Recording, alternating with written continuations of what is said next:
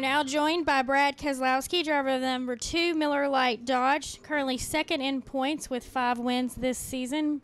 Brad, obviously, oh, hang tight. We got to make a switch. Do you want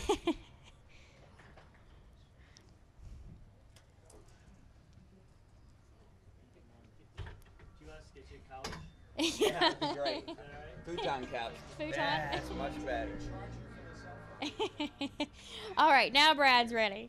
And a beer, yeah. All right. Obviously an important weekend for you guys. Talk a little bit about practice this morning and looking into Sunday's race. Yeah, well, obviously Phoenix is a very important race with the chase winding down and having 2 races left. We were fortunate to be able to come out here and do some of the tire test stuff. So that was great, but the track has changed a tremendous amount as the different series have been running on it.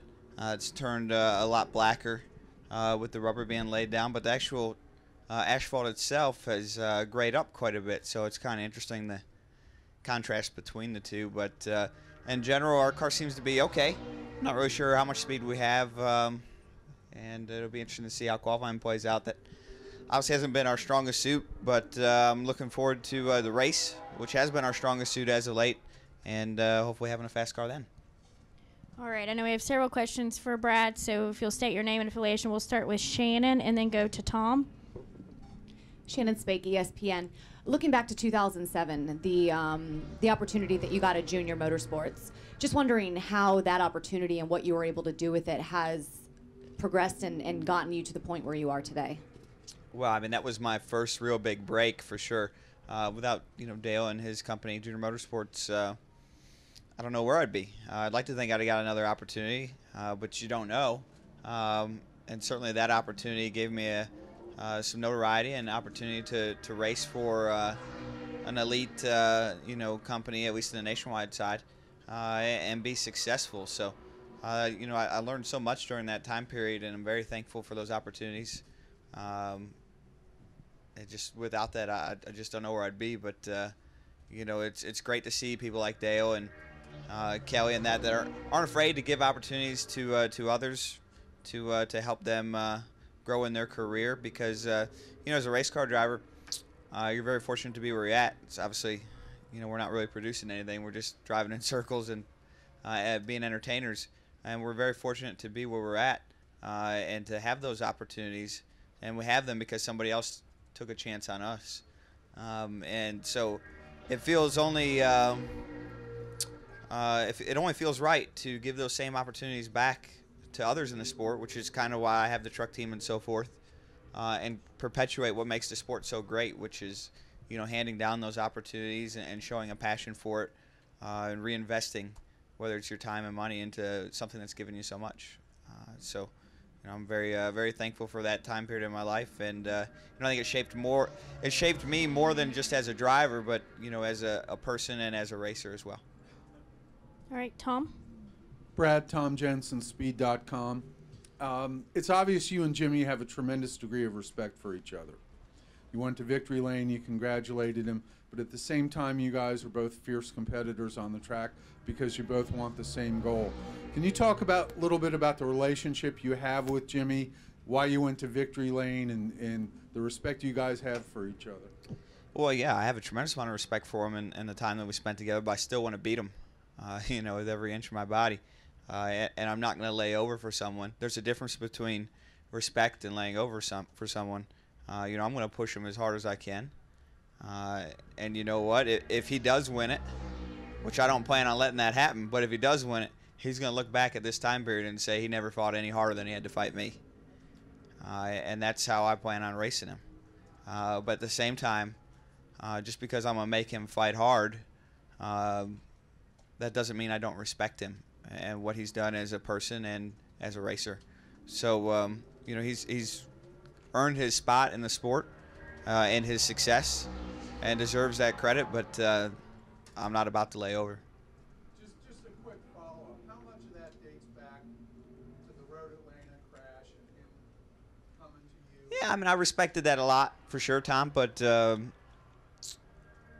I'm not going to say if it wasn't for that moment I wouldn't respect him. How about that? But I think that was just, another piece of the pie. How about that? A big piece. All right, let's go Marty, Al, Jenna, Jim, David Newton, and Melinda. Go ahead, Marty. Marty Smith, ESPN. Brad, your peers like to joke. It's like, oh, man, here we are again. Johnson's got an opportunity again. They're tired of it. What are they – I'm over here. What are they saying to you? Right. What are your peers saying to you about the opportunity to beat him? Well, I haven't really got a lot of response from my peers. Not as far as the drivers, but people in the sport certainly aren't afraid to voice how they feel about it. And you always get you hear more from the people that want me to beat them than from the people that don't want me to beat them, which is natural. And I think that in general that the sport has that undertone of such to where everybody's ready to see something different, and I've provide that. So it's awesome. It's incredible, but you can't will yourself into it. You gotta do it. Will is a part of it, which at some point you got to get out there and get the job done. So I think it's awesome to have the support of at least some of the garage, but I'm sure he does too. So we're all fighting for one goal, and that's part of the fun of it, I guess, is seeing how your peers react. All right, if we can get a mic to Al right here. Yeah, Brad, Al Pierce from Auto Week. We know that Dale Jr. gave you your start, your move into this series. Do you remember when he first saw you, talked to you? Was it after a race? Do you remember the situation where he actually said to you, hey, let's talk about this deal? Well, I remember the first time I really met Dale Jr., which, I'd done some stuff with him online and raced and done all that kind of stuff, but never really face-to-face, which for my generation online is somewhat face-to-face. But from that perspective, I still remember the time I met him at first. And I thought it was a big deal, absolutely. This was a guy who is most popular driver in the sport and has an incredible story to tell beyond what he does performance-wise. And he took the time to acknowledge me and talk to me. I remember where I was. I was in Bristol in 2007 in the spring. And well, I guess what I remember more than that was hearing from his spotter. I don't know who was spotting for him at the time, but hearing from a spotter that he had told, I think it was Richie Gilmore, who was working for him at the time at DEI. He had told Richie that he thought that they should pursue me and try to hire me, which I thought was really, really cool. Obviously that didn't work out, but it eventually the seed was planted, and I got the opportunity with his own nationwide team. All right, Jenna. Jennifer, AP. Brad, I forget exactly where this week you were asked why didn't you just wreck Jimmy last week, and I think you said you wouldn't have felt good about it. Earlier in your career, when it was you were having issues with Carl or you were having issues with Denny, you kind of were a little bit unrepentant about some things that you did or the way that you raced, and you were like, this is me, and this is how I race, and this is the way I'm going to do things. And why now? What has changed that you say, I wouldn't have felt good about it, or is it your attitude, or is it a style, or you just want to do things differently? Sure. Well, I mean, Jimmy's never done anything to me to deserve to be raced in that manner. When I race people the way I race them off of a code that, usually exists based off of how they've started racing me. So Jimmy's never really put me in a spot where I had to, enforce or stand my ground from a perspective of being pushed around. And that's probably my number one reason. He's never tried to push me around. Now, obviously, he did try to, run me tight and all those things, and I ran him hard back. And I think that's good, hard racing. But, he never did anything to deserve to be wrecked, that's for sure. And I'm not in the habit of just wrecking people just to wreck them. Now, obviously, if somebody does something to push me around, that's a little different.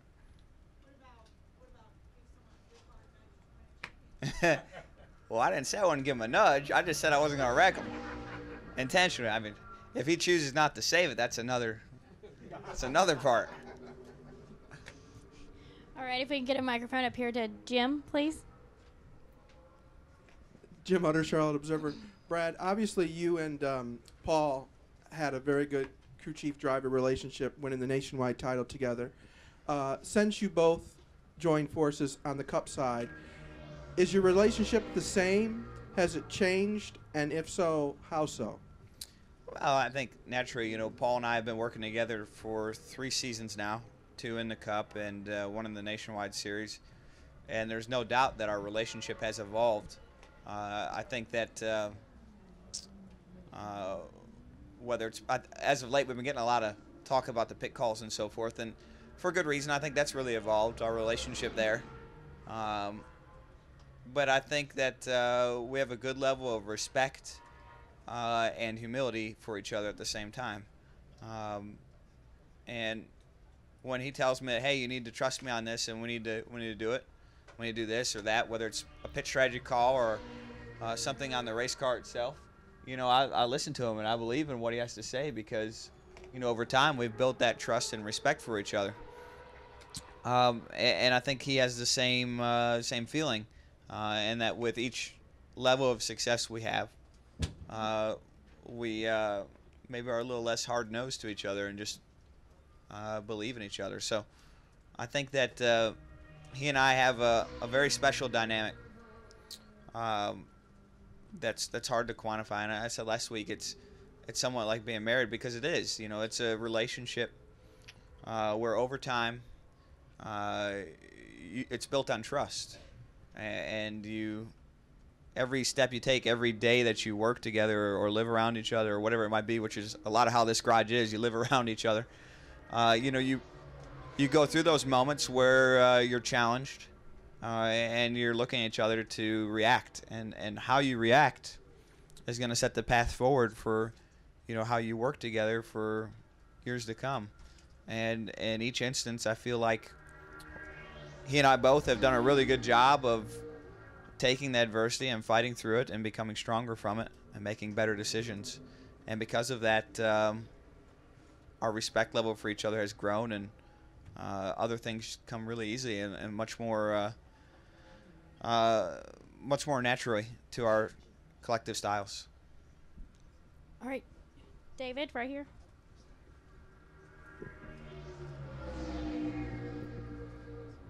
Yeah, David Newton, ESPN.com. Brad, do you think you really have a death wish, as Tony Stewart said? And do you feel empowered when you're behind the wheel like nothing else in your life? I'm sorry, but death wish is pretty funny. You get in a race car, and when you get in a car to be an elite driver, you turn the fear off. When you get in there, you don't think about those things. You think about, what am I going to do to win the race today? What chances have I got to take? And that's how I proceed. And when that moment comes where I, raise a little flag internally and say, whoa, this is scary. I don't know. I'm not going to be a great race car driver. And I think that's every race car driver in Cup. Now, I've heard that over time, as you have kids and a wife and so forth, that becomes more difficult. Obviously, I haven't experienced those things.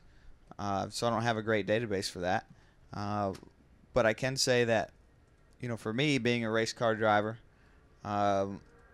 it's about finding limits, pushing them, breaking them, expanding them, and trying again, over and over again. It's that constant cycle. And when that happens, it happens because you're not afraid. That's the only way you can get yourself to push those limits further. And that's what makes an elite race car driver, someone who finds the boundary, crosses over it, comes back, and finds a way to move it a little bit further, and goes again and again and again. And that's my job, and that's how I look at it. But I think, to some degree, everybody who gets in a race car and decides to try to make a living out of driving a car as fast as possible has a little bit of a death wish, sure. But I don't feel like I have any more than anyone else.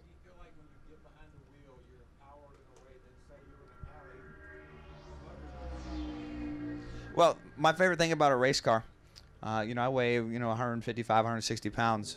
And my dad told me really early in my career that I probably wasn't going to be a really good football player. I probably wasn't going to be a real good player of any of those type of sports. But when you get in a race car, you don't have any of those disadvantages. I don't have to worry about fighting a 300-pound lineman. I don't have to, or taking a hit from a linebacker that weighs 280 and can run, faster than I can. I don't have to worry about any of that. When I get in that car, I'm the same size as everyone else, and it comes down to what level of heart you have and what mental preparation you have to hang it all out there. And that's part of what makes racing so special, and also part of what makes it so difficult. All right, we'll go to Bob, and then we'll end with Melinda. Bob, right here. Bob Parker, Sporting News. Are you running nationwide because this is home for Discount Tire, or did you feel you needed the extra track time because of just the kind of the repave and not having a lot of track time here? Well, I'd agreed to Discount Tire at the start of the year that I would run this race no matter what, and I'd agreed actually to run 3 or 4 more during the chase. And Discount Tire came back to me, and we all felt really good about how Ryan was running in his races, and they allowed me to sit out Texas and Homestead as we make a run for this championship. So along the way, I promised him no matter what, I'd run Phoenix, and I wanted to live up to that promise. Right. Melinda, right here in the red. Hey, Brad. Melinda Adams, ESPN. So when you hear Homestead, what do you think? Is this a place where all your dreams can come true? You hate this track? Like, what runs through your mind? When I think of Homestead, I think about 2 things that probably nobody else does, which I guess probably exemplifies how I think differently than everyone else. I think of the tire compound, and I think of the asphalt configuration. And I put those 2 together and say they're the same as Chicago and Texas, and I think to myself, I'm going to go there and win that damn race. That's what I think when I think about Miami. All right. Thank you, Brad, for your time, and good luck this weekend. Okay, thanks, guys.